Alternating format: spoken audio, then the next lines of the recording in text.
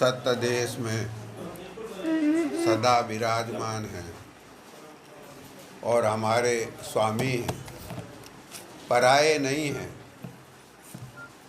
हमारे सच्चे माता पिता वही हैं, लेकिन हम दुर्दशा में गिर गए, उनके चरणों से दूर हो गए और यहाँ भवसागर के पेंदे में जहाँ घोर दारुण अविद्या भयंकर दुखदाई माया का देश है, वहाँ आके हम फंस गए, अटक गए, कैद में आ गए, परबस हो गए और सारी समझ बूझ ज्ञान विवेक प्रकाश और सारे सद्गुण और प्रेम, सत्य हमारी जात है, चेतनता हमारी जात है, प्रकाश हमारी जात है, ज्ञान हमारी जात है, प्रेम हमारा स्वरूप ही है। सब कुछ भूल गए और ऐसा भ्रम हुआ कि हैं तो शेर और दशा हो गई सियार से ज़्यादा खराब। यहाँ माया देश में माया के झूठे नकली विषैले नासवान सुखों के लिए हाय तौबा कर रहे हैं, मारे मारे फिर रहे। कोई छुड़ाने वाला नहीं, कहीं हमारे लिए रक्षा और त्राण यानी हमें कहीं सहारा नहीं, हमें कहीं ओट नहीं, हमें कोई बचाने वाला नहीं। और जितने यहाँ की शक्तियाँ हैं वो सब हमारे खिलाफ, बहुत से ऊंचे, थोड़ी ऊंचे दर्जे की, मध्यम दर्जे की, हमसे ऊंचे दर्जे की, सर्वोच्च दर्जे की तो शक्ति हमारे स्वामी सत्य देश के मालिक हमारे गुरुदेव ही हैं। लेकिन यहाँ रचना में जहाँ हम अटके हुए हैं, यहाँ के जो अधिकारी हैं, यहाँ इस रचना की जो शक्तियाँ हैं, वे सब की सब हमारे खिलाफ। हम यहाँ से निकल के बाहर नहीं चले जाएं, किसी तरीके से इस कैद से छूट न जाए, लगातार उसी कोशिश में। और वो चूँकि हमसे ज़्यादा ताकतवर, तो हम तो छूट ही नहीं सकते। ऐसी दशा में संत जगत में आते हैं। संत जगत में सदा ही आते हैं, आगे भी अनंत युगों में अनंत बार संत पधारे, कलयुग में हमेशा ज़्यादा आते हैं। लेकिन हमारा सोया हुआ भाग्य नहीं जगा, कुछ हमारे दूसरे भाई बहनों के भाग्य जगे। वो संतों की शरण में गए, संतों ने दया करके उनको काल के जाल से साबुत बचा लिया और वो अपने मूल ठिकाने पर, अपने पुराने घर पर, अपने निज घर में, अपने गुरुदेव के चरणों में पहुंच गए। लेकिन हमारा ऐसा सौभाग्य नहीं जगा था। हमारा ऐसा सौभाग्य अब जगा कि आज से 105 वर्ष पहले, 105 वर्ष पहले तो माताजी साहिब और 117 वर्ष पहले दयालु बाबजी साहिब संत देश से, सत्य देश से, सतलोक से इस जमीन पर पधारे। और इस बार हमेशा दया वैसी ही होती है, लेकिन हमारे लिए तो अब ही हुई, इसके पहले हुई नहीं। इसके पहले हुई बोल जयकारा, बोल मेरे श्री महाराज की जय। धाम में मेरे सतगुरु की इस पवन धाम में आने वालों भक्तों संत समागम में, बच्चे हो या बड़े हो संत जी आया, सबको मेरी साहेब बंदगी। श्री गुरु महाराज का जन्मदिन है आया, श्री गुरु महाराज का जन्मदिन है आया। आओ मनाए मिलके सारे, सबने यही बताया। Happy birthday, happy birthday, happy birthday, हो हैप्पी बर्थडे श्री गुरु महाराज।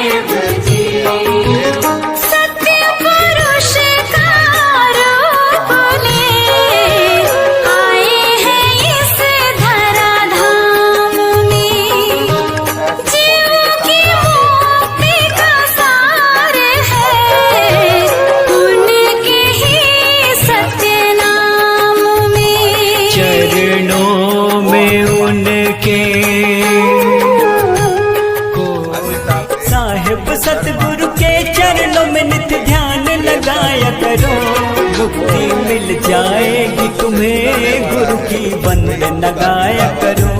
मुक्ति मिल जाएगी तुम्हें, गुरु की वंदन गाया करो।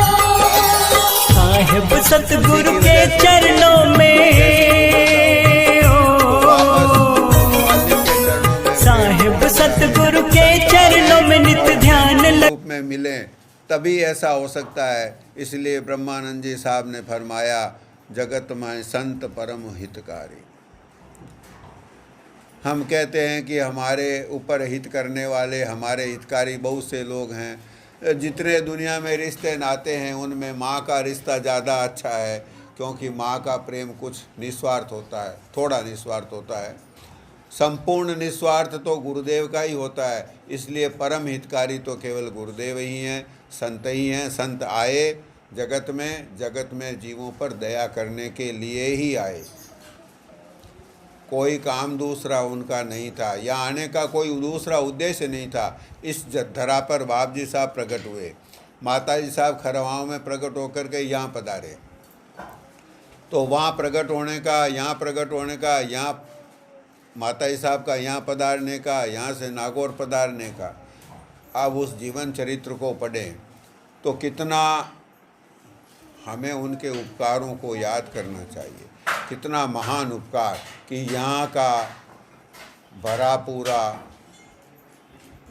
अच्छा गृहस्थ का जीवन, जमीन जायदाद संपदा, समाज में कुल परिवार में प्रतिष्ठा। यहाँ के पुराने रिकॉर्ड देखते हैं तो यहाँ से लगा करके चंदों की तक की सारी ज़मीनें बाप जी साहब के पुरखों के नाम मिलती हैं। ऐसी रियासत जैसी, ऐसी जागीरदारी जैसी यहाँ की संपत्ति को छोड़ कर के जब यहाँ से चले हैं, नागौर तक पहुँचे हैं, उस समय का पूरा हाल अपने में से किसी को पता नहीं है। क्यों पता नहीं है? अपन तो उनके पुत्र हैं, उनके सेवक हैं, वो हमारे स्वामी थे, हमसे प्रेम करते थे, लेकिन उन्होंने हमें कभी ये जताया नहीं कि हम कितने कष्ट उठा करके वहाँ पहुँचे हैं। यहाँ से कैथापुर से रवाना हुए और नागौर पहुँचे। हालांकि बीच में कुछ दिन नौकरी किए, वहाँ पे परम दयालु विवेकी राम जी साहब जी को गुरु धारण किया। उनके आदेश से फिर राजस्थान की तरफ आए और फिर नागौर पधारे, और तब कहीं हम लोगों का सिलसिला जुड़ा। इसमें काफ़ी समय लगा, इसमें लगा होगा लगभग संवत विक्रम संवत 2033 के आसपास नागौर पधारे। 2033 ने 1933 ईस्वी सन 1933 के आसपास नागौर पधारे।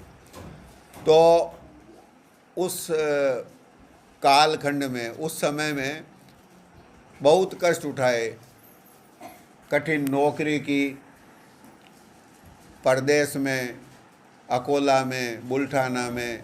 उसके पहले बाप जी साहब अकेले पधारे थे तो अमरावती में तबेले वाले के यहाँ नौकरी की। तो सोचें जिसके तबेले में भैंसें हैं, उन भैंसों की सेवा का काम भी स्वीकार किया सत्य देश के मालिक ने। क्यों? हम पर जगत में, हम पर जीवों पर, हमारे जैसे जीवों पर दया करने के लिए आए। अब जब तक हमारा नंबर कुदरतन फिट बैठता है तब तक जगत में सामान्य हमारे जैसे प्राकृत इंसान बन कर के रहते हैं, छिप कर के रहते हैं। और फिर उसके बाद में जब वहाँ से चले हैं और नागौर की तरफ गए हैं, पैदल यात्राएं की है महाराष्ट्र से राजस्थान के सिरियारी तक। पहले शाहपुरा पधारे, फिर उसके बाद सिरियारी पधारे हैं पैदल, और पाँव में चप्पल या पदत्राण नहीं। माताजी साहब के कोमल चरणों में छाले पड़ गए थे। छाले पड़ी जावे, छाले तो थोड़े से 5, 7, 10 किलोमीटर अगर चलें पैदल तो छाले तो पड़ ही जाते हैं। ये सब कष्ट उन्होंने हमारे भले के लिए उठाया। इससे ज़्यादा उपकार, इससे ज़्यादा हम पर प्यार, निस्वार्थ प्यार कौन करेगा। और हमारी दशा कैसी कि वो आकर के हमारे भले की बात कहें तो हम माने ही नहीं, क्योंकि भ्रम का पर्दा है। भ्रम तो ऐसा कि हमारा अपना स्वरूप भूल गए हैं, तो हम शेर और भूल गए, हो गए सियार। माया की चिरोरी करते हैं, माया के लोगों की चिरोरी करते हैं, माया के सुख, माया के स्थान, माया के पदार्थ, इनके लिए दुनिया में जैसे तैसों के सामने हाथ पसारते हैं, गुलामी करते हैं। और जो हमारा सच्चा हितकारी, हमारा स्वामी है, उसको भूले हुए हैं, और वो हमसे मिल भी जाएं तो उनकी बात का भरोसा नहीं करें। इस दशा का वर्णन करते हुए सुंदरदास जी साहब फरमाते हैं कि हमारी दशा कैसी हो गई। ऐसी घोर, विकट, दारुण, दयनीय दशा में भी हमसे किनारा नहीं कसा। जब एक बार दया करने की ठान ले तो वो दयालु हैं, वो दया ही करते हैं। सुंदरदास जी साहब फरमाते हैं, दीन हुयो बिल्लात फिरे नीत, इंद्रिन के वस छिल्लक छोले, सिंह नहीं अपनो बल जानत, जम्बुक जोन जीत ही तीत डोले, चेतन ताबिसराई निरंतर, ले जड़ता ब्रह्म गांठन खोले, सुंदर भूल गयो निज रूप ही, देह स्वरूप गयो भयो मुख बोले।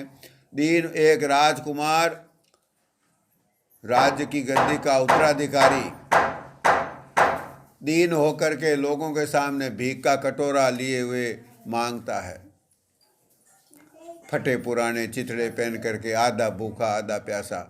ऐसी दशा हमारी है। हम सत्य देश के स्वामी के पुत्र होकर के यहाँ माया के नासवान सुखों, नासवान धोखेबाज लोगों के सामने हाथ फैलाते हैं, और इस भ्रम से बाहर आ भी नहीं सकते और आना भी नहीं चाहते।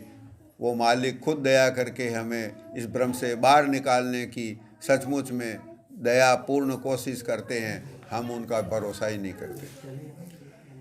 ऐसा हमारा व्यवहार था, इसमें कोई फ़र्क नहीं है। हम सब अपने अपने गिरेबान में झांक के देख सकते हैं कि हमने कितना उन पर विश्वास किया, कितना उनको मालिक मान पाए। विश्वास करें न करें, सम्मान कर पावें नहीं कर पावें, उनकी सेवा करें न करें तो फर्क नहीं पड़ता। जो सर्वसमर्थ है वो हमारी सेवा का मोहताज नहीं है।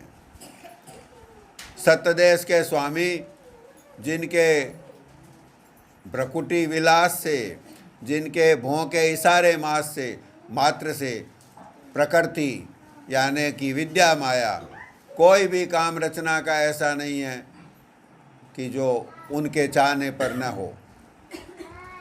उनके चाहने पर सृष्टि बनती है, उनकी मौज होने पर सिमट जाती है। उनकी मौज जब तक रहती है तब तक कायम रहती है। रचना की तमाम भली बुरी सारी शक्तियाँ उनके अधीन है। हमारी सेवा के वो मोहताज नहीं थे, कभी नहीं। न हमसे सेवा करवाने आए, न यहाँ के पदार्थों का रसा स्वाद लेने आए, केवल हम पर दया करने को आए।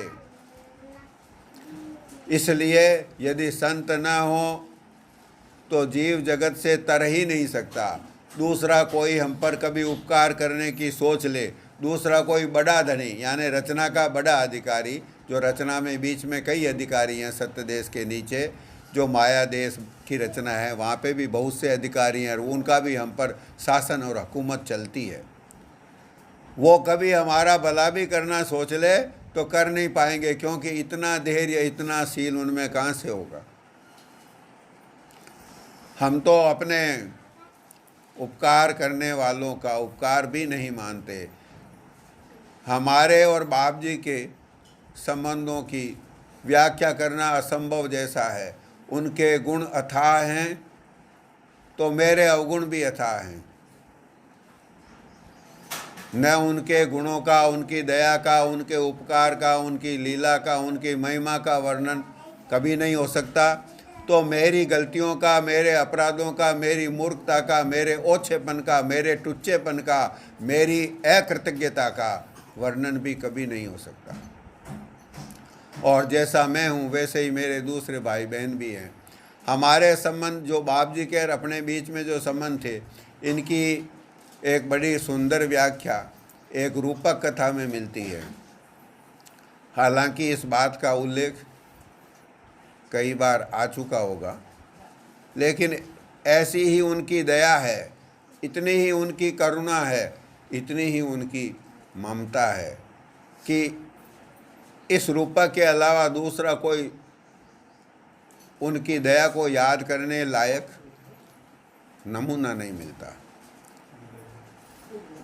तो बाप जी साहब जैसे संत गंगा में स्नान करने पधारे, तो गंगा में उतरे,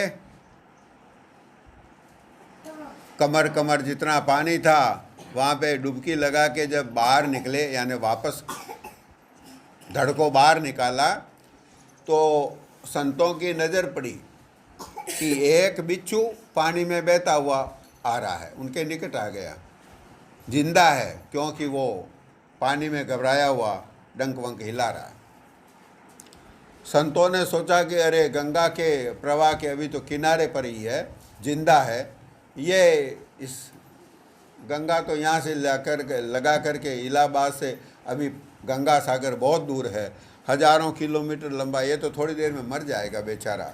निरीह प्राणी है, मूक प्राणी है, अशक्त प्राणी है, निर्बल है, ये अपना बचाव खुद नहीं कर सकता, अपना फर्ज है, ये बिच्छू थोड़ी है, ये वो प्राणी है जिसके गठ में उसी मालिक की जोत है।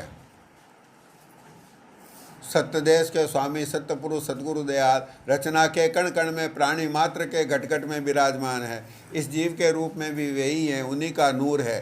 तो ये बह नहीं जाए, इतना जल्दी देरी नहीं की उन्होंने, ये तो मेरे बात बताने में देर हो रही है।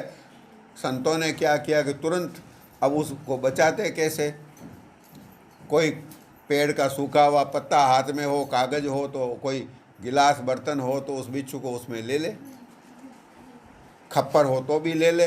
लेकिन वहाँ तो नदी के बीच में स्नान करने के लिए पधारे थे महापुरुष, तो उन्होंने कुछ नहीं था, अपनी हथेली थी, अपने हाथ पर बिच्छू को ले लिया, सोचा कि अब जाके बाहर सूखे में इसको उतार देंगे।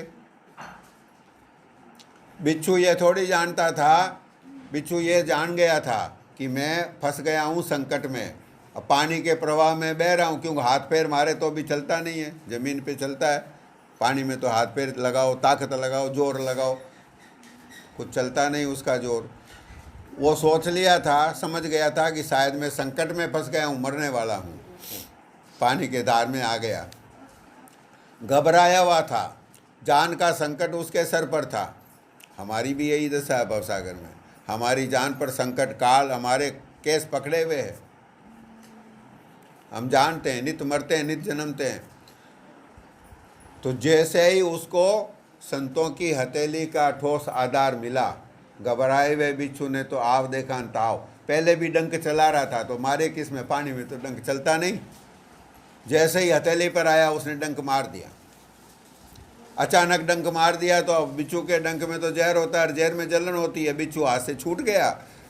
महापुरुषों ने उसको अपनी हथेली पर ले लिया था, लेकिन अचानक उस बिच्छू ने हथेली पर डंक मारा तो वो गड़बड़ाए, हाथ गड़बड़ाया, हिला, वापस पानी में गिर गया और वो जलन हुई बिच्छू। लेकिन संतों ने सोचा देरी हो जाएगी तो बह जाएगा, अपना काट खाया है कि कहाँ काट खाया, तेज जलन हो रही है कि धीमी जलन हो रही है, इस पर विचार बाद में करेंगे, अभी इसको बचाना जरूरी है। अब देरी कर दें, पहले अपने हथेली को संभालें, तब तक तो बिच्छू चला जाएगा दूर, बचेगा नहीं, मर जाएगा बेचारा। और जो इसने डंक मारा है, डंक इसने गलत क्या किया, अब देखो, जो उसकी जान बचाने वाला, ऐसे अपने जान बचाने वाले उपकारी के ऊपर बिच्छू ने डंक मारा। संत सोचते हैं कि इसने गलत क्या किया, इसका तो काम यही है बेचारे का, ये और कुछ जानता नहीं, ये डंक मारने के अलावा और क्या जानता है, ये और क्या हमारी सेवा करेगा, ये सेवा ही, इसी को सेवा मान लेते हैं। ये कहना तो अपने लिए सरल है, चमड़े की जीभ है, लेकिन ऐसा मान पाना किसी उपकारी से उपकारी, दयालु से दयालु, ममता से ओतप्रोत, सिवाय संतों के और किसी में संभव नहीं है, हो ही नहीं सकता। निंदा स्तुति के लिए नहीं कह रहा हूँ, लेकिन एक उदाहरण जब जबान पे आ गया है तो दे देता हूँ। जयंत ने, इंद्र का पुत्र का नाम है जयंत, जयंत ने भगवान के बल की था लेने के लिए सीता जी के चरणों में कौवा बन करके चोंच मार दी और उड़ गया। सोचा कि सुनते हैं कि ये कोई बहुत बड़े ताकतवर हैं, पार ब्रह्म परमात्मा है, इनसे तो कोई जीत पाएगा कि नहीं जीत पाएगा, देखें तो कितनी ताकत है, अंदाज लगाएंगे। तो उसने क्या किया, सीता जी के चरणों में चोंच मार करके उड़ गया। अरण्य कांड में एक किस्सा है, भगवान ने देखा अरे खून आ गया, कौवा तो दुष्ट स्वभाव का होता ही है, तो उसने, भगवान ने क्या किया, तब धनुष बाण तो साथ में ही था, एक धनुष निकाला बिना सीख, बिना फर वाला, यानी नोक वाला, बिना, केवल सरकंडाई, और छोड़ दिया जयंत के पीछे। अब जयंत उड़ा गया तो पहले अपने बाप के पास, इंद्रदेव के पास, कि मुझे बचाओ, ये बाण पीछे आ रहा। इंद्र ने देखा अरे ये तो भगवान का बाण है, तूने कोई गड़बड़ करी। तब पता चला कि यहाँ इसने तो गड़बड़ करी, सीता जी के चरणों में चोंच का प्रहार करके आ गया। दुष्टता की, क्यों भाई, मैं तेरे को अपने यहाँ नहीं रख सकता, तू जल्दी यहाँ से रवाना हो, तू रहेगा तो स्वर्ग लोक पर अब संकट आने वाला है, तेरे को मैं बचाऊँ तो तू तो मारा ही जाएगा, मैं और मारा जाऊँगा, और सारे देवता और स्वर्ग का क्या होगा, तू भग यहाँ से, जैसा किया तू भुगत, मैं क्या करूँ, तेरे को पाला पोसा, लेकिन इस काम के लिए थोड़ी पाला पोसा, हट यहाँ से, जल्दी जा। भगा दिया। वो सब जगह जहाँ जहाँ उसकी पहुँच थी सब जगह, कहीं पे भी उसको बचाने वाला कोई नहीं मिला। आखिर में लौट करके भगवान की शरण में आया। भगवान ने देखा कि अब गलती मान गया है, क्या करें, अभी अपनी गलती, उसने कहा मेरी गलती होगी, क्षमा कर दीजिए, आप दयालु हैं, क्षमा सागर हैं। भगवान ने देखा गलती हो गई है, क्षमा मांगता है, क्षमा कर देना चाहिए, क्षमा कर दिया, लेकिन थोड़ा तो दंड देंगे ही, नहीं तो फिर ये ऐसी गलती करेगा। तब भगवान ने क्या किया, उसकी एक आंख फोड़ करके उसको छोड़ दिया, मारा नहीं। इतनी सज़ा भगवान ने भी दी चोंच मारने की। भगवान दयालु हैं, छोड़ दिया ना भगवान ने। लेकिन संतों की दयालुता की कई सीमा नहीं है, भगवान की दयालुता की सीमा आ गई। इसने की तो गलती है, माफ़ कर दें, लेकिन थोड़ी सज़ा भी पाना ज़रूरी है, इसलिए एक आंख फोड़ दो भाई, एक आंख फोड़ दी। ये कोई बनावटी किस्सा नहीं है, रामचरितमानस में, भगवान की दूसरी राम कथाओं में सब जगह है, सत्य घटना है। संतों ने सोचा कि इसका स्वभाव है, बिच्छू का तो स्वभाव है, बेचारे के पास जहर है और कुछ है नहीं, तो क्या देगा, तो इसकी करनी पर क्या विचार करना, बिच्छू और क्या करेगा। कोई हंस होता तो निर्मल बुद्धि का भी होता, बिच्छू है तो मलिन बुद्धि का, द्वेष बुद्धि का है, जलता है खुद बेचारा रात दिन अपने जहर की आग में। ये किया कि नहीं किया, सोचा ही नहीं। संतों ने दोबारा उसको उठाया, दोबारा हथेली पे उठाया। बिच्छू तो पहले से ही ज़्यादा घबराया, दूसरी बार पानी में गिर गया, फिर दूसरी बार उठाया, पहले जितना घबराया था उससे ज़्यादा घबरा गया, पहले जितना समझ में नहीं आया अब उससे ज़्यादा ही दिग्भ्रमित हो गया। और क्या करता, फिर दूसरी बार डंक मार दिया, और तो कुछ जानता ही नहीं। जब दूसरी बार डंक मार दिया, वही दशा फिर हुई, फिर वो पानी में गिर गया। ऐसा संत बार बार करते रहे, जब वो पानी में गिरता इसको फिर उठाते, बिच्छू फिर डंक मारता। लेकिन डंक में जहर कितना होता है, एक लिमिट होती है, कोई ये तो है नहीं कि 2-4 क्विंटल 10-20 किलो जहर होगा। 2-3-4 बार डंक मारा जब तक जहर खत्म हो गया। अब बिच्छू डंक मारे तो भी क्या, और नहीं मारे तो क्या, जहर तो है नहीं। तब उसने डंक मारना बंद किया। तब संतों ने ला करके उसको घास पर छोड़ा। ठीक यही व्यवहार हम जगत के जीव सच्चे संतों से करते हैं। उन पर अविश्वास लाते हैं, उन पर उलाना लाते हैं, उनकी कोई मौत समझ में नहीं आती तो कह देते हैं कि काम ये बाप जी ने ठीक भी नहीं किया, कह देते हैं, कहा अपने सबने। लेकिन वो ये डंक सहन करते रहे। हमें आखिर में ले जा करके एक दिन तो अपने चरणों में वहाँ सुख के धाम में ले जाएंगे, छोड़ नहीं सकते। संत मकोड़ा घोड़ा ऊंट पकड़े पर नहीं छोड़े खूंट। पकड़ लिया सो पकड़ लिया। संतों ने क्या विचार किया, गुरुदेव कैसे सोचते हैं? गुरुदेव ने सोचा, संतों ने सोचा कि इस बिच्छू का स्वभाव है डंक मारना, तो ये अपना स्वभाव छोड़ नहीं पा रहा। तो ये अपना स्वभाव नहीं छोड़ता तो हम अपना स्वभाव दया करना क्यों छोड़ें? हमारा स्वभाव है जीवों के अवगुण नहीं देखना, तो नहीं देखेंगे। जो हमें कष्ट देता है उसका भी भला करना, तो इस बात को क्यों छोड़ दें? जब ये एक जरा सा 84 का निरीह प्राणी बिच्छू अदम जोनी में ये अपना स्वभाव नहीं छोड़ता, तो हमें भी अपना स्वभाव कायम रखना चाहिए। ऐसा विचार करके आखिर में 3-4 बार डंक मार दिया, हथेली सूज करके हो गई, सूजन आ गई, जहर फैल गया। उसका इलाज बाद में करेंगे, मट्टी का लेप करें, कुछ भी करें, लेकिन बिच्छू को बचाया। इतनी दया नहीं करें तो हम जगत के जीव तरने लायक नहीं हैं। कोई समय में अच्छे मुमुक्षु जिज्ञासु जीव हुए होंगे संतों के दरबार में, कभी कभी कोई आता है, वैसा कोई बिरला जीव आवे, भाग्य से मिल जाए तो मिल जाए, ज़्यादातर अपने जैसे ही मिलते हैं बिच्छू। इतना उपकार गुरुदेव का हमारे ऊपर था, अभी भी है, आगे भी रहेगा। अब सोचें कि संत जगत से चले गए हैं तो ये भी हमारी नासमझी और नादानी और कम समझ है, मूर्खता है।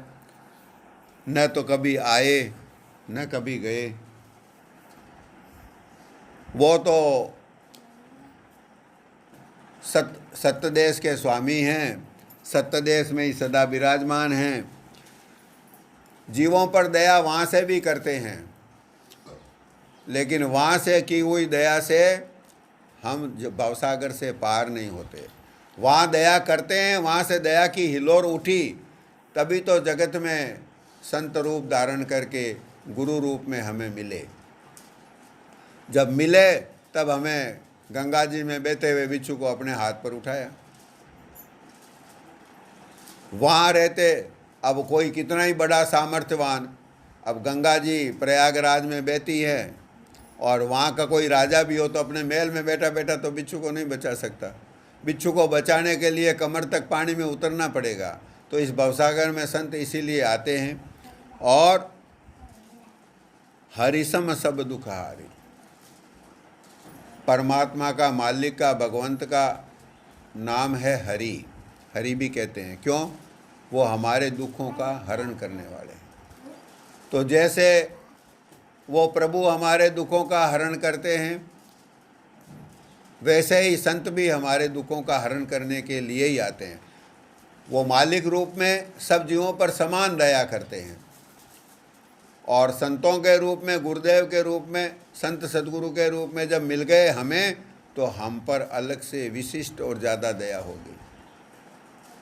सबके लिए करुणा उनके हृदय में अथाह रूप से मौजूद है, उसकी कोई सीमा नहीं है। सदा दया करते हैं, सदा दया करते हैं, लेकिन जो सामने आ गया उस पर ही तो दया। और भी तो कई बिच्छू बह रहे होंगे, लेकिन जो अपने सामने बह रहा है उसे बचा लिया जाएगा। ये गुरु रूप में आने पर इस तरह की मौज और इस तरह की दया होती है, और उसमें जिनका चांस लग जाता है, ऐसे सौभाग्यशाली हम भी हैं तो जहरीले स्वभाव के, मलिन स्वभाव के, गंदे स्वभाव के, ओछे स्वभाव के, बदबूदार।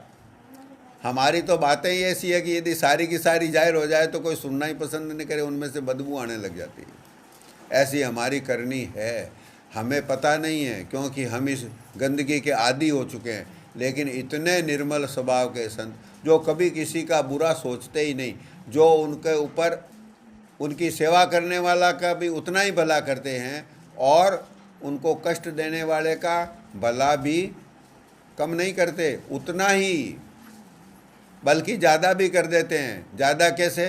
कि जो भला है उसमें तो कुछ भलापना है, सज्जनता है, उसमें कुछ गुण हैं, तो उसका तो काम चलेगा, क्योंकि वो तो कुछ करनी भी करेगा, वो तो कुछ नाम भी लेगा, वो तो कुछ परोपकार के काम भी करेगा, सुमरन भी कर लेगा, सत्संग भी कर लेगा। साधु संतों की, दीन गरीबों की सेवा करके दूसरों का आशीर्वाद भी लेगा तो कुछ तो सारा लगा। और जो दुष्ट है वो ये सब कर नहीं सकता, लेकिन वो जब दया करेंगे, भवसागर से पार करेंगे, हमें भी उसी ठेठ मुकाम पर ही ले जाएंगे, बीच में नहीं छोड़ सकते।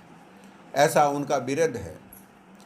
हरिसम सब दुख हारी, त्रिगुणातीत फिरत तन त्यागी, रीत जगत से न्यारी। जगत से न्यारी उनकी परिपाटी है, उनका बिरद अलग है।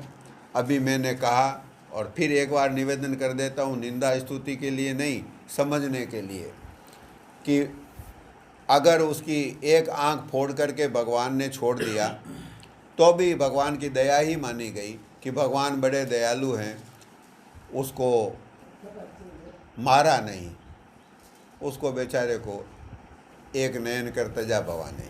शिव जी कहते हैं कि हे भवानी, हे पार्वती, भगवान बहुत दयालु हैं, ऐसे दुष्ट को भी एक आंख का करके छोड़ दिया, दया कर दी।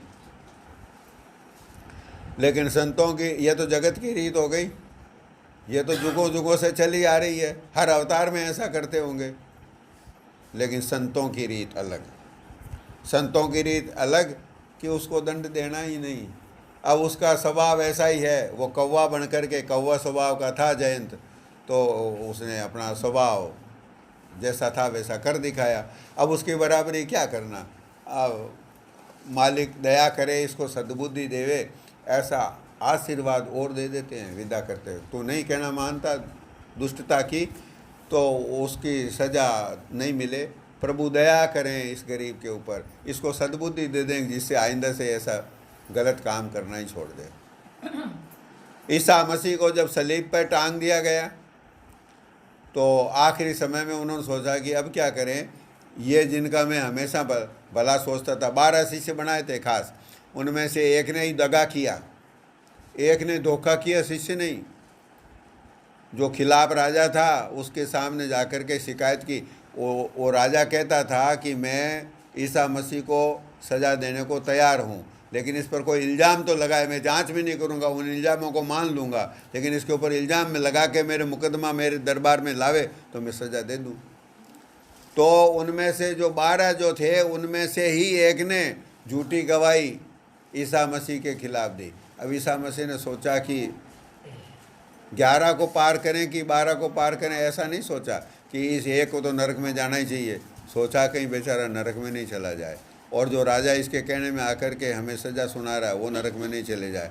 अब करें क्या, इन्होंने तो ऐसा काम कर लिया कि हमको जिंदा ही भयंकर कष्ट दे रहे हैं, जीवित सलीब पे टांग दिया। अपना तो कोई बस नहीं है, राजा ने ऑर्डर दे दिया तो यही होगा। तो आखिर में परमात्मा से ही प्रार्थना करते हैं। संत इतने दयालु होते हैं कि परमात्मा से प्रार्थना करते हैं कि हे पिता परमेश्वर, आप इन लोगों को क्षमा कर देना, क्योंकि ये जो काम कर रहे हैं मुझे मरवाने का, कोई झूठी गवाही दे रहा है, कोई झूठी गवाही को मान करके सज़ा सुना रहा है, बाकी लोग ताली बजा करके तमाशा देख करके मेरे मरने का इंतज़ार कर रहे हैं। इन लोगों को कोई सज़ा मत दे देना। क्यों? क्योंकि ये नादान है, ये जानते नहीं कि क्या कर रहे हैं, बेहोशी में कुछ कर दिया तो कर दिया, आप दयालु हैं, क्षमा कर सकते हैं, क्षमा कर दीजिए। अब संत जिनको इतना भयंकर कष्ट दिया गया वो ऐसी प्रार्थना करते हैं तो न्यायकारी क्या करे, न्यायकारी न्याय के हिसाब से उनको सज़ा कैसे देवे। क्यों? सज़ा तो उनकी बनती है, साधु को सताया सज़ा बनती है, लेकिन वही साधु जो करुणा की, जिनके हृदय की करुणा की कोई सीमा ही नहीं है, समुद्र की सीमा है। समुद्र में कहते हैं अथाह जल है, अथाह जल कहाँ है, यहाँ से बैठेंगे जहाज़ में बैठ करके दूसरे किनारे पर पहुँच जाएंगे, दूसरे किनारे पर अंध महासागर है, अमेरिका है, उसके आगे दूसरे किनारे आ जाते हैं। अथाह नहीं है। संतों के करुणा की, ममता की, दया की सीमा नहीं है, सचमुच में वो अथाह है। संतों के हृदय की दया, करुणा, ममता, हमारे ऊपर स्नेह, उनकी क्षमा अथाह है। तो उन्होंने अब जब ऐसे क्षमा के सागर संत ये परमात्मा से कह दें कि प्रभु दया करके क्षमा कर दीजिए, ये नादानी में कुछ कर रहे हैं तो नादान हैं, जानते नहीं इसलिए कर रहे हैं, मुझे तो कोई कष्ट नहीं है, इन पर दया कर दीजिए, इनको ऐसी सद्बुद्धि दे दीजिए कि आइंदा से ये कोई गलत काम करे ही नहीं सजा वाला। तब उनका, इसीलिए संतों के यहाँ निंदक भी तरते हैं, सताने वाले भी तरते हैं, संतों के विरोधी भी तरते हैं और संतों की सेवा करने वाले भी तरते हैं। अब समाप्त करते हैं। तुलसीदास जी साहब ने संतों के इस स्वभाव को इस तरह से वर्णन किया। बंदऊ संत समान चित, हित अनहित नहीं कोई, अंजलिगत शुभ सुमन जिमि, सम सुगंध कर दो। एक सांप था जो प्रताप सागर नागौर के तालाब के किनारे जो पहाड़ बनी हुई थी, उसके ऊपर शमशान में बाप जी साहब विराजते थे। माता जी साहब, बाप जी साहब शाम के समय जब नागौर पधारे ही थे, अभी कोई गुरुद्वारा वगैरह बना नहीं था, कोई रहने का ठिकाना भी नहीं था। मैंने कहा ना, कितने कष्ट उठाए हैं, अपने को पता ही नहीं है। और अपनी बुद्धि ऐसी निकृष्ट है, कृतज्ञ है कि हम उनके उपकारों को याद नहीं करते। यहाँ से गए तो यहाँ का रजवाड़ा जैसा आराम छोड़ करके वहाँ शमशान में रहे। क्यों? हम लोगों पर दया करने के लिए। हमें पकड़ना है, काल के जाल से छुड़ाना है। हमारे नज़दीक आ रहे हैं, जगह नहीं है तो शमशान में रह लिए। और इसके बाद में वो सांप खा गया। सोचो, शाम के समय सांप खा गया। अब जो है ना, और कोई नहीं, एकमात्र जो सत्संगी उस समय कुछ देर पहले बाप जी की सेवा में आई थी, आदरणीय पूज्य आसीबाई जी, उनको तो बाप जी साहब खुद छोड़ करके आए थे। अंधेरा हो रहा था इसलिए शहर के निकट तक छोड़ करके वापस लौटे थे, कोई नहीं। और आसीबाई जी बहुत प्यार से दूध लेकर के आई थी बाप जी साहब और माता जी साहब के भोग लगाने के लिए। तो वो दूध पड़ा था। माता जी साहब, बाप जी साहब वापस अंदर आए तो माता जी साहब से कहा कि हमें तो सांप ने काट खाया। माता जी साहब ने भी चिंता करी, अरे क्या करें, सांप काट खाया, अब क्या किया जाए। मैं जाऊं, बालकदास जी भाई साहब थे, उनको बालक कहते थे बाप जी साहब। माता जी साहब बोले बालक को मैं बुला के लाऊं। बाप जी साहब ने कहा नहीं, किसी को बुलाने की ज़रूरत नहीं है, एक काम करो, दूध तो आसी लेके ही आई है, कटोरा अपने पास है ही है, इस कटोरे, वो सांप बेचारा घायल हो गया, हमारे पाँव के नीचे आ गया। तो सांप का शरीर कोमल होता है, तो वो घायल हो गया है। तो ये दूध जो है वो उस बेचारे को, अब वो कुछ खुराक तो मिले कम से कम, तकलीफ़ में है तो ऐसा कर, और तो अपन क्या कर सकते हैं, ये दूध जो है वो सांप के सामने रख के आ जाओ, वो इसको पी लेगा। तब माता जी साहब ने बाप जी साहब की आज्ञा के अनुसार कटोरे में दूध डाल करके सांप के नज़दीक जा कर के उसके मुंह के पास वो कटोरा रखा। सांप ने कुछ पिया होगा, नहीं पिया होगा। ये बात और कहीं मिल नहीं सकती। अगर सांप काट खाया है तो अभी जिंदा है तो सबसे, नहीं काट खावे तो ये अपन सांप को देखते ही मारते हैं, और काट खाने के बाद कोई छोड़ता है? यदि सांप हमें डंक मार दे फिर छोड़ देंगे? दुनिया का कोई छोड़ सकता है? कौवे ने चोंच मारी, छोड़ दिया गया था क्या? वो कोई नहीं छोड़ता।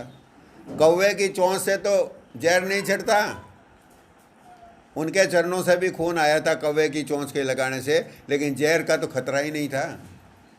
तब भी बाप जी साहब ने दूध का कटोरा वहाँ रखवाया और वो सांप के जितनी सेवा बन सकती थी कि बंदऊ संत समान चित, हित अनहित नहीं कोई। समान चित संतों की वंदना करता हूँ। ये गोसाई जी महाराज संतों की महिमा में फरमा रहे हैं कि समान चित संतों की वंदना करता हूँ, जिनके लिए कोई हितकारी नहीं और कोई उनकी खिलाफत करने वाला, कष्ट देने वाला नहीं जगत में। दूध जो सेवा में लेके आई वो भक्त शिरोमणि आसीबाई जी, और जिस सांप ने काट लिया है वो बराबर ही है, दूध उसको पिला दो। ये तो दूसरे संतों की सब बातें सत्य है, एक भी बात बनावटी नहीं है, लेकिन वो हमारे समय की नहीं है, ये हमारे समय की, हमारे घर की, हमारे बाप जी की साक्षात घटना है, कोई बनावटी बात नहीं। तो बंदऊ संत समान चित, हित अनहित नहीं कोई, अंजलिगत शुभ सुमन जिमि, सम सुगंध कर दोई। हाथ में आए, मतलब कि अपन कहीं फूल तोड़ने के लिए बगिया में जाएं तो फूल लगे हैं गुलाब के, चमेली के, जूही के, मोगरा के, अच्छे अच्छे। एक हाथ से हम फूल तोड़ते हैं, दूसरे हाथ में इकट्ठा करते हैं। एक हाथ फूल को तोड़ने वाला है, दूसरा हाथ उस फूल को सहारा देने वाला है। अगर हाथ नहीं होगा तो फूल नीचे मिट्टी में गिर जाएगा। तो हाथ में उस फूल को लिया और फिर कुछ देर बाद में सब फूल तोड़ लिए और दोनों हाथों में उनको लेकर के आ गए और अपने इष्ट के देवता के चरणों में चढ़ा दिया। अब उन हाथों को सूंघो, दोनों को बारी बारी से, दोनों में बराबर सुगंध है। एक हाथ फूल को तोड़ने वाला है, दूसरा हाथ फूल को सहारा देने वाला है। एक फूल की जान लेने वाला है, एक हाथ फूल को बचाने वाला है। फूल ने दोनों को बराबर सुगंध दी। चाहे कोई फूल को बचावे, चाहे कोई फूल की सेवा करे, चाहे कोई फूल को कष्ट देवे, चाहे कोई फूल को पेड़ से तोड़ के अलग कर दे। फूल ने बदले में क्या दिया? खुशबू दी। अंजलिगत शुभ सुमन जी में सब सुगंध कर दो। हाथ में आए हुए फूल और तोड़े हुए जिस हाथ से तोड़ा गया, उन दोनों को फूल ने बराबर सुगंध दे दी। संत असंतन के अस करणी, जिम कुठार चंदन आचरणी। काटे पर सुमलय सुनु भाई, देत सुगंध महादिकाई। चंदन का पेड़ काटा किससे जाएगा? कुल्हाड़ी से। जो चंदन का पेड़ कुल्हाड़ी से काटा जाएगा तो चंदन के पेड़ की तो आज मौत हो गई। किसके जरिए से हुई? कुल्हाड़ी के जरिए से हुई, कट गया बेचारा। अब जिस कुल्हाड़ी ने चंदन को काटा है उस कुल्हाड़ी को सूंघो तो उस लोहे की कुल्हाड़ी के ऊपर भी जो कि गीला था पेड़, काटा गया तो उसके चंदन के पेड़ का रस लगा कुल्हाड़ी पर। कुल्हाड़ी को सूंघो तो कुल्हाड़ी में से खुशबू आती है। ताते सुरसी सन चढ़त, जग बल्लभ श्रीखंड। अनल दाह पीटत गनई, पर सुबदन यह दंड। चंदन इसी महान स्वभाव की वजह से देवताओं की सर पर चढ़ता है, इसीलिए संत पूरी रचना के सिरमौर हैं। परमात्मा का हुक्म भी नहीं चलता संतों के हुक्म के ऊपर। सात दीप नौ खंड में, गुरु से बड़ा न कोई। करता करे न कर सके, गुरु करे सो होय। कोई कर सके या नहीं कर सके, करता कैसे कर सकता है सारे काम? करतार तो नियम से कर सकते हैं सारे काम। जो करते हैं नियम कायदा मर्यादा कानून के अनुसार करते हैं। बुरे को बुरे की सज़ा मिलती है, अच्छे को अच्छे का फल मिलता है। वो स्वतंत्र नहीं है परमात्मा के रूप में, लेकिन गुरु के रूप में वो सर्वोपरि हैं। सात दीप नौ खंड में, गुरु से बड़ा न कोई। तभी हमारे गुनाह माफ़ होते हैं। परमात्मा के रूप में तो हमारे गुनाह माफ़ नहीं किए जा सकते, वहाँ तो न्याय होगा। लेकिन गुरु रूप में जब आ गए तब फिर दया ही दया है, न्याय वाय सब दूसरे रूप में होते हैं। वहाँ कोई न्याय नहीं, क्षमा का दरबार है। ये बाप जी का दरबार, क्षमा का दरबार। इसलिए बाप जी के चरणों में आज के दिन दया उमड़ा करके जब सतदेश से आए और समय आने पर इस जगत से नश्वर शरीर को छोड़कर चले भी गए, लेकिन हम तो इस दिन पर उनकी उसी दया, वैसी ही दया हम पर हो, यही प्रार्थना करेंगे। हमारा इसी में भला है, यही हमारा फर्ज है। इसी में बाप जी भी खुश है, दया करके वो खुश हैं। ऐसा नहीं है कि हम दया की प्रार्थना करें और वो हम पर दया करें तो वो ऐसा सोचते हो कि ये दुष्ट लोग तो हैं ही अपन, तो बोले कि ये दुष्ट हमें ठग रहे हैं। ऐसा नहीं है। वो तो हम दया की भीख मांगे तो राजी होते हैं। चलो इस बहाने इनके कष्ट कम हो जाएंगे। ये क्षमा मांग लेंगे तो इनका ही भला हो जाएगा। ये क्षमा मांगें तो हम क्षमा कर दें, और क्षमा कर दें तो बेचारों का बच जाएंगे। तो इसलिए वो तो ऐसा ही चाहते हैं कि हम दुखों से, कष्ट से, संकट से बाहर आ जाएं। तो आज के दिन फिर उनसे इसी भावना की प्रार्थना करते हैं। अनगिनत जन्मों की मेरी, अनगिनत भूले प्रभु। क्षमा कीजिए, दरस दीजिए, अपना कीजिए हे गुरु। अनगिनत जन्मों में अनगिनत गलत काम किए हैं और उनमें सर्वोपरि ज़्यादा बड़े गुनाह तो वो हैं जो आपकी शरण में आने के बाद ऐसे काम हमने किए जिनसे आपका दिल दुखी हुआ। क्योंकि हम जब गलत आचरण करते हैं, एक माँ का लड़का बाहर जाकर के ऐसे काम करता है कि माँ को उलाहना सुनना पड़ता है। लोग आकर के कहते हैं कि तुम्हारे लड़के ने ऐसा ऐसा किया, तो माँ का दिल दुख पाता है, माँ कभी कभी रोने लग जाती है। तो जो उनकी शरण में आने के बाद, उनको माता मानने के बाद, उनका पुत्र बनने के बाद जो गलत काम किया, उनकी वजह से दिल ज़्यादा दुख पाएगा और पाया। तो ऐसे अनंत गुनाह पहले भी किए, अभी भी किए, इस जन्म में किए, अब कौन से रुक गए हैं, अब भी बन जाते हैं। अनगिनत जन्मों की मेरी अनगिनत भूलें प्रभु, हे प्रभु अनंत भूलें मैंने की है। अब सजा यदि आप लेखा लेंगे, यदि आप हिसाब किताब देखेंगे, तब तो इतने गुनाह निकलेंगे कि क्षमा करना मुश्किल होगा। इसलिए उन सब को तो बंद कर दीजिए, वो कागज़ तो फाड़ डालिए। क्षमा कीजिए, दर्श दीजिए, अपना कीजिए हे गुरु। अब उनको क्षमा कर दीजिए और दया करके अपने दर्शन बख्शिए और हमें सच्चे तौर पर ये आपका परिवार है, आपका तो वैसे ही गुरु तो माता ही होती है, गुरु तो माँ से ज़्यादा स्नेह करते ही हैं। परमात्मा भी स्नेह करता है, परमात्मा भी हमारी माँ है, गुरु भी माँ ही होते हैं। जगत में दूसरे गुरु पुरुष रूप में आते हैं, बाप जी साहब भी माँ ही तो हैं हमारी, क्योंकि माँ ही ज़्यादा प्यार करती है। पिता तो दंड देने में थोड़ा, पिता का स्वभाव में दंड ज़्यादा होता है, लेकिन हमारे गुरुदेव जो माता जी साहब हैं, वो तो साक्षात माँ के रूप में ही थे, शरीर से भी। इस जगत में उन्होंने माँ का स्वरूप धारण किया था, जगत जननी का।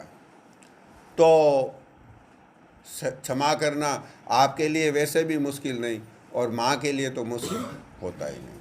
तो दया कीजिए, क्षमा कीजिए और हमें सच्चे तौर पर अपना बना लीजिए। ये हम आपके ही हैं, ये आपका परिवार है, आपके पुत्र हैं, आपकी संतान हैं, आपका ही कुनबा है। लेकिन हम सच्चे तौर पर आपका बनने का मतलब क्या है, तो आपके ही, दूसरे को तो हो ही नहीं सकते स्वप्न में भी। लेकिन हम आपके लायक नहीं बने। आपके तो हैं, आप हमें अपना मानते हैं, लेकिन हमसे ऐसे काम नहीं बने जो आपकी शान के अनुकूल हों। आपकी शान बढ़े, आपको खुशी हो जाए, आपका दिल प्रसन्न हो जाए कि हमारे बच्चों ने अच्छे काम किए। आपस में प्रेम से रह लें तो ही आप तो खुश हो जाओगे, लेकिन वो भी नहीं आता। तो दया कीजिए कि हम उस काबिल हमें बनाइए, उस काबिल हम बने और हमारे सभी गुनाहों को क्षमा करके हमें दर्शन देने के लिए, हम पर दया करने के लिए ही पधारे थे। तो आज हमारी ये प्रार्थना भी उचित है, वाजिब है कि हम आपसे दर्शन मांगें। आप दया करके हमारे गुनाहों को न देख करके दर्शन बख्श दें, क्योंकि आप हैं दर्शन दान महा। यह जान के अर्ज सुनाया प्रेम प्रकाश में बाप जी ने सिखाया, दूसरों ने तो सिखाया नहीं, आपने ही सिखाया कि आप दर्शनों के भी महान बड़े दाता हैं। तो फिर यही आपके मुखारबिंद से सुन करके, आपसे ही सीख करके हमने ये प्रार्थना की है। तो दया करके हमारे गुनाहों को क्षमा कीजिए, हमें दर्शन दीजिए और हमें सच्चे तौर पर अपना बनाइए। इसी प्रार्थना के साथ विराम। माता जी महाराज के चरणों पर बलिहार।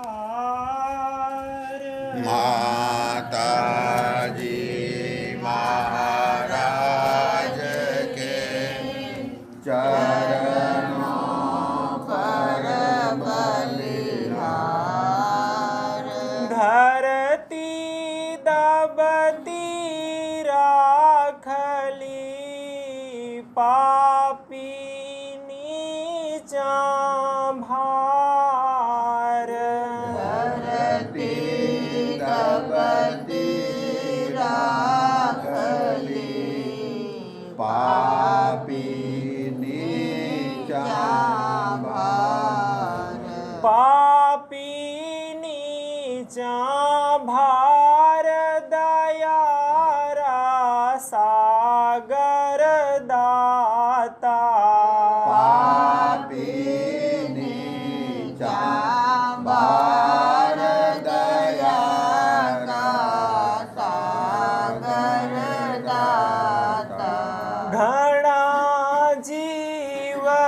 महाराज बचाया नरका जाता।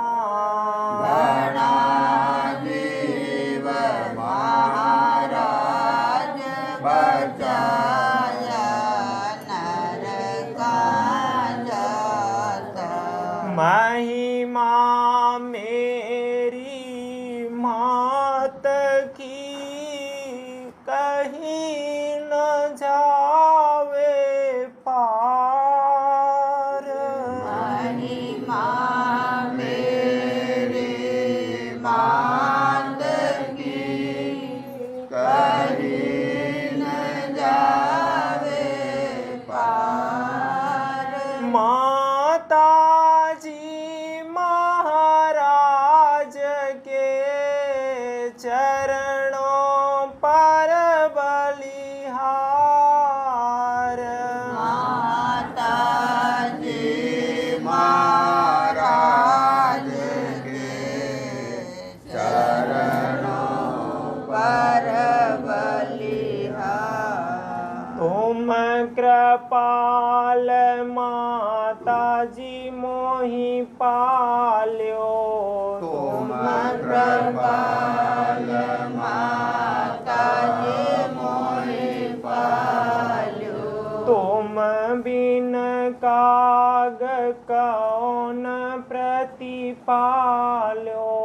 तुम बिन काग कौन प्रतिपाल्यो। हा माता जी प्राण पीरीते तुम बिन जियत बहुत दिन बीते।